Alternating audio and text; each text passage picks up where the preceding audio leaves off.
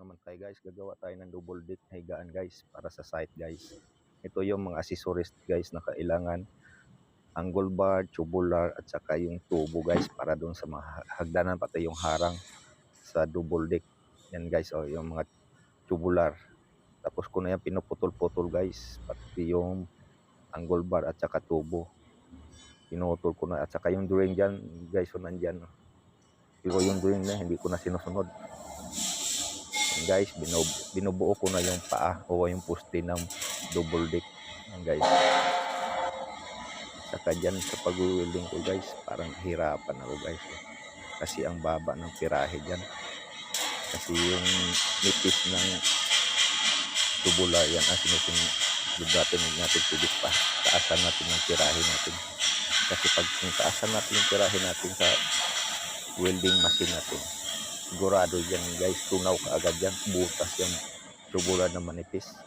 Kaya tamang-tama lang yan guys, ang baba ng pirahe. At saka yung ginagamit natin na welding rod dito, 11. Kaya kung hindi ka sanay sa 11, yan, dikit na dikit yan. At saka siguro guys, yung kamay pasmado na yan, panay dikit, panay dikit. Kahit sanay na ako sa 11, pasmado na siguro. Dahil sa tagal mo na mag-welding, araw-araw kung minsan ka maghugas ka ng kamay, yan, pasmado siguro yung kamay ko. Parang minamagnet yung welding rod. Pag makadikit ka agad, minamagnet sa bakal.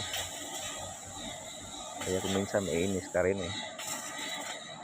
Dahil sa wala na, gasgado na yung kamay mo, pasmado na. Yan ang mangyayari. Dikit na dikit.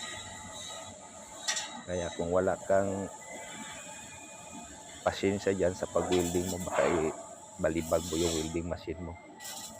Kaya sa trabaho guys, kailangan yung pasensya. Pasensya sa trabaho at saka pasensya na din sa mga kasamahan mo din na minsan hindi mo intindihan.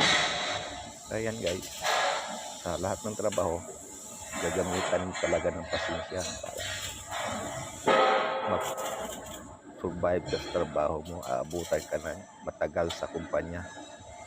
Kasi yung iba, hindi na matatagalan sa kumpanya dahil minsan dahil din sa mga kasamahan, hindi nakatitiis, umalis. Eh guys, ako dito guys, tagal-tagal na rin ako dito sa kumpanya guys. Yan guys, nabuo ko na guys yung paa o yung gusto niya. Yan na guys, makita nyo guys.